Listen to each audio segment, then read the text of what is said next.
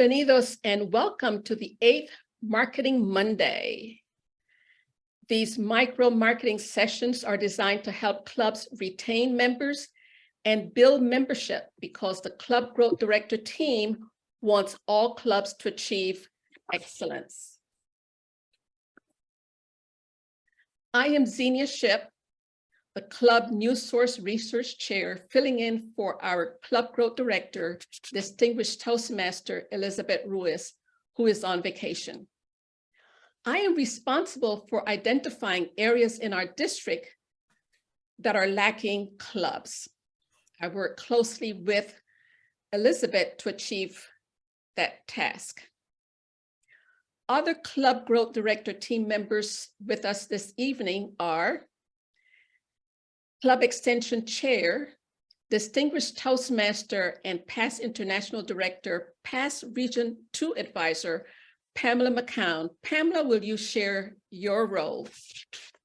Certainly. As Club Extension Chair, I am responsible for looking at leads that we get from the leads management system and members and bringing those into full charter and assigning club sponsors to those leads. If you have a lead for a new club, let me know, and you just might get to sponsor that new club. If it's your lead, you're the sponsor. So if you need to get club sponsor credit, the best way to do that is bring us a lead. Back to you, Xenia. Thank you very much, Pam. We also have Distinguished Toastmaster Troy Rocket, our Club Quality Chair. Troy, let's hear what you're doing in the district. Hi there, Z, and fellow Toastmasters. I am Troy Rocket, your District 56 Club Quality Chair for Club Mentors. As everyone knows, our district mission is to build new clubs and support all clubs in achieving excellence. And of course, excellence is one of the core values of Toastmasters, along with service, integrity, and respect. Excellence is something that we all strive for as Toastmasters every day, and something that new clubs sometimes struggle with. And that is the primary role of the Club Quality Chair, to support and acknowledge the hard work of our Club Mentor Training team that advises our club mentors, of our Club Mentor Training team, and to teaches the club how to achieve excellence at every meeting. I've entered the district link in the chat, and I encourage each of you or your fellow officers to invest in the District 56 by volunteering to be a new club mentor. Back to you, Z. Thanks, Troy. Last but not least, Distinguished Toastmaster David Bell. He is a Club Retention Chair. David, let the participants know what you're doing in the district. Well, I am scurrying around with all those clubs that are struggling right now with 3 to 12 members who need a club coach. And I come begging the audience here to be a coach this year. Actually, we only have about 30 more days to get it in for this year, quite a little bit less than that, because you have to serve a minimum of 6 months, and the end of our Toastmaster year is in June. So if you're interested, let me know. I'll put a link in the chat where you can reach me, and would love to have you as a club coach. Thanks, David. It gives me great pleasure to introduce our guest speaker this evening.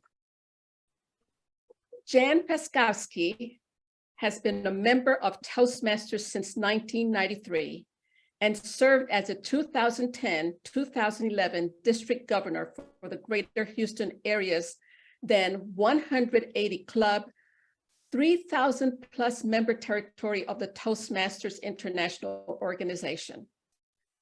She has earned the Distinguished Toastmaster designation 3 times, the highest designation awarded by the Toastmasters organization, and is a past distinguished district governor. Jan has been a full-time residential real estate broker for 46 years. She and her husband, Stan, work together and are known as the Spouses Selling Houses. A former long-distance runner, she completed multiple marathons, half marathons, and sprint triathlons. Jan is dedicated to helping people improve their leadership and communication skills. Today, she will be sharing her presentation entitled "The Glue That Holds a Club Together." Please give Jan a warm welcome. Thank you very much. Hello, everyone. My charge tonight is to talk about what makes a club a good or great club and what we can do as members to make it stick together. And that's where that glue comes in. I've got a little glue stick just to remind everybody that glue. Have you ever used one of these? Kind of sticky, right? Keeps it all together. Alrighty. Before we get started, can you raise your hand if your club meets in person now? Okay, so looks like just a few of y'all. So it's about 50-50, I'd say. All right, so part of what I have to share relates to clubs that are meeting in person, but it also applies to clubs that are meeting virtually. Now, I know you all know that in District 56, we love acronyms. And the word glue is actually an acronym for what I'm going to talk about this evening. The G stands for greeters, the L stands for leaders, the U stands for uplifters, and the E stands for educators. So let's start with the G, greeters.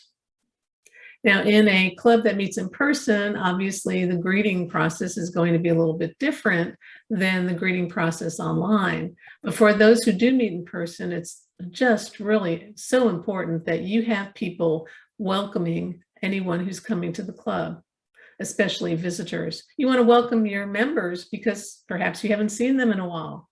You want to greet them. The people who are visiting for the first time are usually a little hesitant when they come through that door. And if y'all have heard Eddie Merla's speech about how many zillions of times it took him to actually walk through the door of his first Toastmasters meeting, then you understand the resistance that most people feel. And I don't know about y'all, but I was pretty nervous the first time I attended a club meeting. So we want to be there to welcome the people, make them feel that they are important, and also give them a little bit of an overview of what's going to happen in the meeting. And then hand them off to another member who's a little bit more experienced, who can tell them how the meeting's going to go, maybe sit next to them so they can go over the agenda with them and just answer any questions that they might have.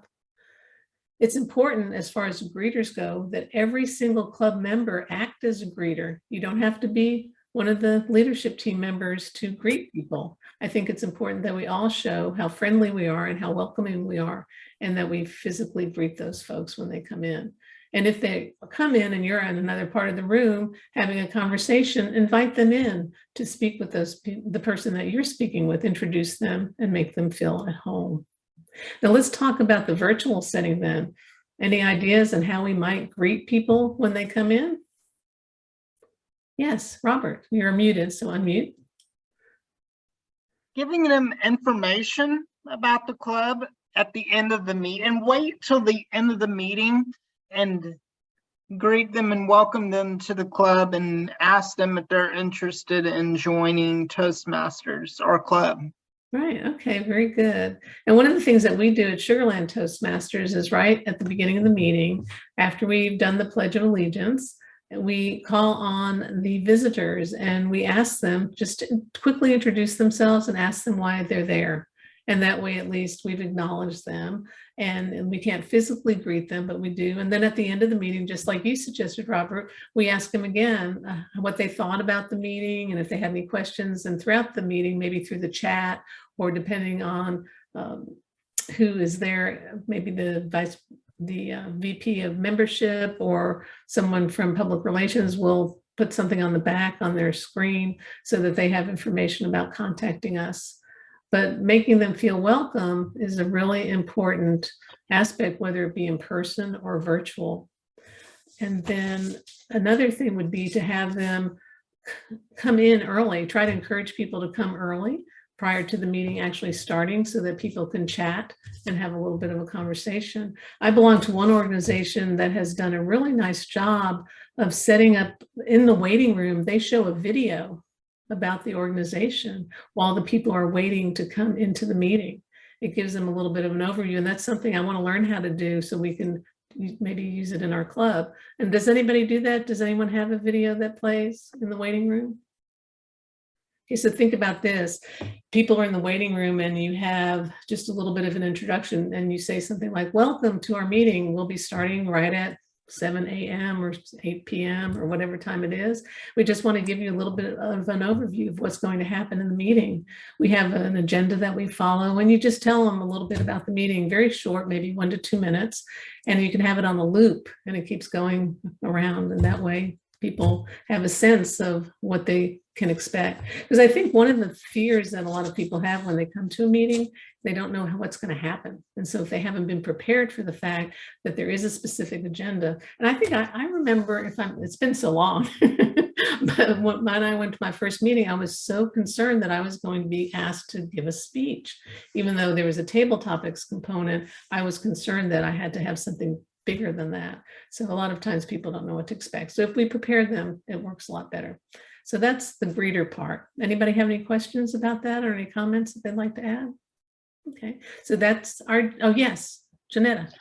I was going to say that you could actually create a video from a PowerPoint. Mm-hmm. Just create 4 PowerPoint slides with your contact information and loop it. Right, and that's what this other organization did. It looked like a video, but I think it was just PowerPoint slides that were stitched together. But that's a really good point. Thank you for clarifying that. All right, so we talked about the G in glue. The next one, leaders.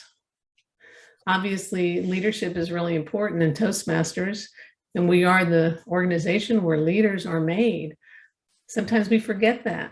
But we need to really keep that first and foremost, because for a club to be a strong club, it has to have a strong leadership team.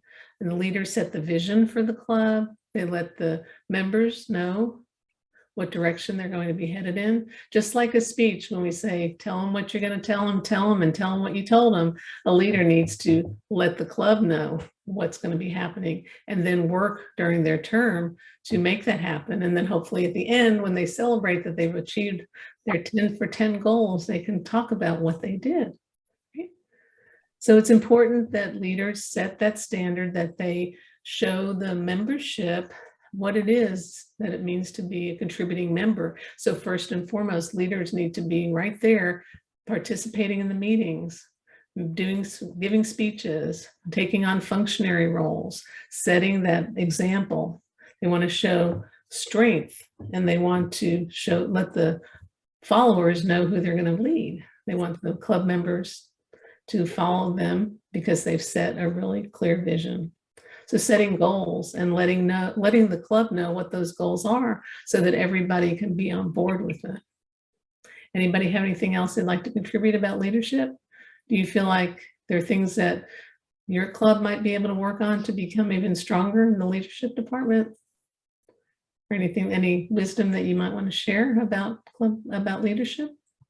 I know Pamela probably has something. Oh, David. Sure. Yes. So I would say that what we all know is that the more than 50% of communication is listening. So I think what you want to do is to ask them what it is that they want, why they came to Toastmasters, and then give them an answer that is responsive to their particular needs. Mm-hmm. I think that's important. We have to listen, because we have 2 ears and 1 mouth. So a big part of communication is listening. Yeah, David, did you have something you wanted to say?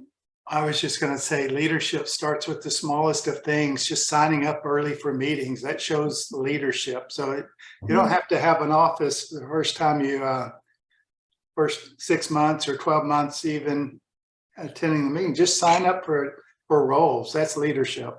Right. And when we're talking about our goals for the Distinguished Club Program, it should be the leaders that say, I'm going to get my CC, or not anymore. It's my CC now. I'm going to get my level one. Boy, that just popped out of nowhere. It's all those years of the other track that we used to do. But they say I'm going to work on achieving my level one, or I'm going to achieve 2 levels this session. And then people know that they're on board, and maybe they can encourage other people to follow as well. Okay. All right. So we talked about greeters. And we talked, yes. Oh, Monique's hand was raised. Oh, I'm sorry, Monique. Good evening again. I was just going to say that our newer members are watching us as leaders. They are studying us. You will never know it, but we're so influential. So we may not see them watching us, but trust me, they are watching us. So we want to lead by example. Monkey see, monkey do. Right. Yeah, that's very true. It is. And we need to remember too that, as you said, they're watching us. So we want to always do the things that we know we need to do and try not to skip those things. And again, one of the important things, just like Cynthia said, we need to start on time, whether it's a meeting like this or an actual club meeting. It's very, very important to start on time and stick with the agenda. Okay. All right. So the next one is uplifters. And this is probably one of my favorite because I think that every club needs cheerleaders. Right? We talk about how the Toastmasters program is one of encouragement. We want to be there for people as they're making their progress through their learning. Every time somebody does a really good job, and even when they don't, we still want to uplift them. We want to show them that we care, and we want to congratulate them along the way. So it's important that we do that. There we go. We got our pom-poms. Show us again, Pamela, your pom-poms. See, Pamela is one of the biggest cheerleaders in the district. We want to be there for the people as they're moving along. And so if somebody seems to fail in some way, we want to encourage them to continue on. We want to offer coaching to our individual members. When we see that somebody, let's say somebody gave a speech and they got an evaluation, but perhaps that evaluator didn't really tell them some of the things that we personally noted. We might want to take them aside or write them a note and tell them some of the things that they did really well, and then give them some suggestions. And sometimes suggestions are better done in person. It just depends on your relationship with that person. But we want to encourage them to get better and improve all the time. And when they've hit a home run, we want to really get those fireworks going and tell them how great they've done. One of the things that I like to do is to congratulate people through snail mail. When somebody has achieved their first level, I'll send them a little note and just go to Dollar Tree and get a 50-cent card, put it in the mail, tell them how proud you are, congratulate them, and encourage them to continue on their journey. That's something you might want to do. Not too many people these days, we don't get many letters. In fact, I sent someone a birthday card about 3 weeks ago for their birthday. And I think yesterday they said, "Oh, thanks for the birthday card." And I said, "Oh my gosh, did it take that long to get to you?" And they said, "Nah, we don't check our mail that often." It's like, oh, but they still got it. And that was the point. They might not have gotten there, or they might not have seen it on that day, but it did get to them. So it's important to be a cheerleader, not only in your club, but outside the club as well. So if you're in the district active, as most of you on this call are, then keep being that cheerleader outside, and also promote the different programs that the district is holding, promote the boot camps that individual clubs are holding. So Zena told me about the Master Evaluators boot camp that's going to be going on. I want to get some information from you so I can promote that in my club and maybe get you some more participants. Anybody else have anything else to say? I saw that Pamela wrote a note, use the feedback function in Pathways Base Camp. Yeah, because you can send notes to people for online. Okay, anything else that you'd like to add to talking about uplifters? Okay, so the last thing, it's important that we have educators. So if you think about it, every time someone in our club gives a speech, aren't they educating the other members? It might not just be about Toastmasters, but it might be a life lesson. It's something that they're sharing, and they're educating the other people with and giving them that information. when we go to events outside of our club and we learn things that might be new or innovative, we bring it back to the club. We're educating the club. I know years and years ago, when I went to Memorial City Toastmasters. Are they still around, Pamela? I've kind of lost touch with who's still around. Still out there on I-10 at Memorial City. Okay, very good. And they had a role, a functionary role called the Listen Master. How many of y'all have Listen Masters in your club? Okay, yeah, I had never heard of it before, but it was such a great concept that we brought it back to our club, and we've been using it ever since, the last probably 10 years. And it's a really fun function. And again, that helps us to hone those skills, because listening, as mentioned before, is a big part of communication. So when you go to a workshop, one that's put on by the district, or you go to one that's about maybe communication, but not necessarily a Toastmasters function, and you learn, you bring it back, you share it with the other people in your club. And you can even do it by giving a speech. You can do it by sending an email to everyone, just different ways that you can share and get that education out. So being an educator is also a really important function. Hey, sorry, Jan. Yeah. So what is a listen master? Is that a role in the meeting? Is it? Yeah, it's not an official role, but you have one person, their job is to take notes throughout the meeting and then do a quiz at the end of the meeting. So they might pick up some questions from some of the table topics participants. They'll listen to the speakers and get little bits of information. And then at the end, everybody unmutes themselves. If you're in a Zoom meeting or if in an in-person meeting, everybody just shouts out the answers. So they might say, how many years has Jan been in Toastmasters? And the people would throw that out. And that way you hear who's been listening and if you're paying attention. And a lot of people zone out completely and other people just know every single answer. Some people even take notes after they catch on so that they're ready for the listen master. But I don't know if that's exactly listening. That's more like taking notes, but it's fun. And it just shows you how much attention you actually pay and to the speakers, but it also lets the speaker know how much of an impact they might have had on the audience by getting that feedback as to how well their message got across. In two of my clubs, the general evaluator serves as a listen master as well. Mm-hmm. Okay, very good. That's another way we're doing that. Oh, okay, that's a good idea. Anybody else have anything they'd like to contribute to that educator part of my blue stick? Okay, well, there you have it. The G, the L, the U, the E. Every club, in order to be strong and keep itself together, needs to have greeters, leaders, uplifters, and educators. There you go. Okay. So we have a couple of minutes left, I guess. I don't know if you want to take it back, Xenia, or if you want to, anybody has any questions for me? I'd like to ask our participants to share. Unmute yourself and share one takeaway that you got from today's session.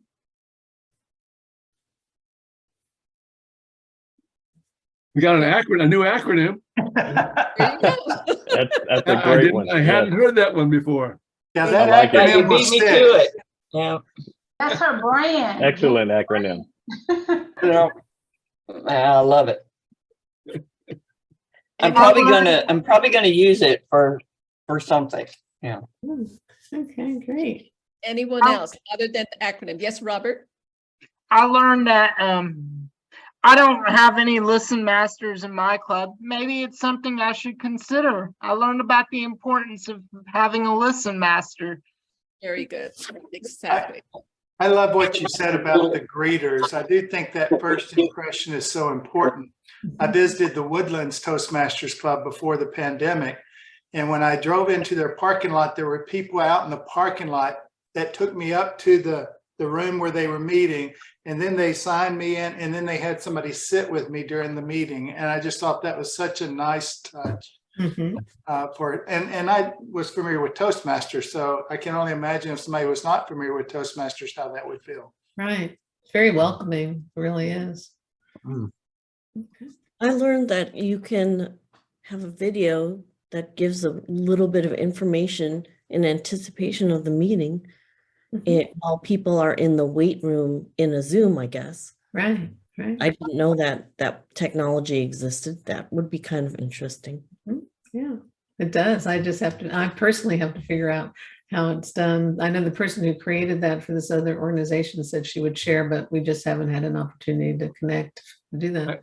I just did that this last week. You just export. It's really easy. You just go up and choose export, and to a MP4 and to a video, and it's done from any slide deck. And you just add it to the waiting room. There's a Well, that's a different problem. I was only talking about export. oh yeah, that's the part. That's the piece we have. This is what we the glue for. Don't know that answer.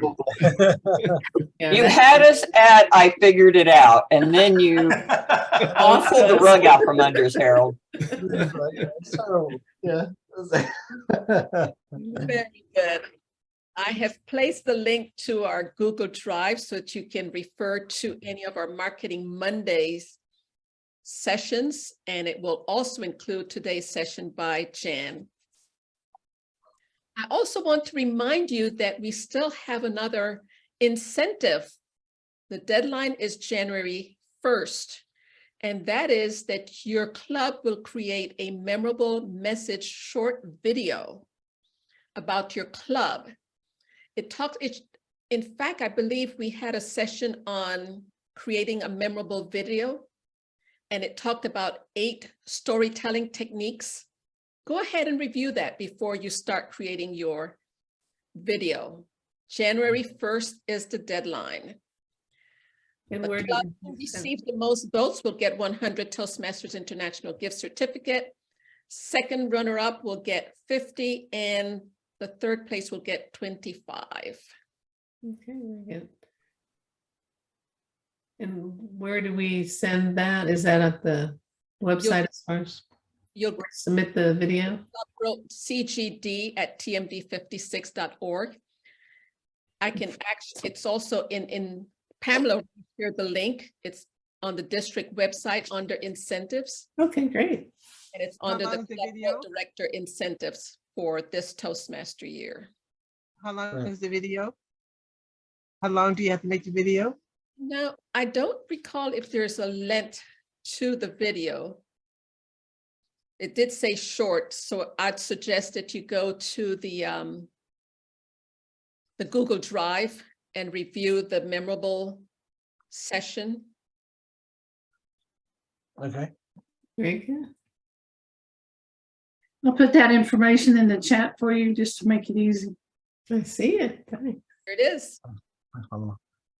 Thanks, Right. Pam. It is now 8:30. Any questions for Jan? Any questions for our club growth team? Since we're filling in for Elizabeth. Okay, in that case, have a great week. Yep. See you next Monday for another Marketing Monday Thanks. session. Thanks. Bye, Thanks, everyone. everyone. Bye. Thank you. Okay. Bye-bye.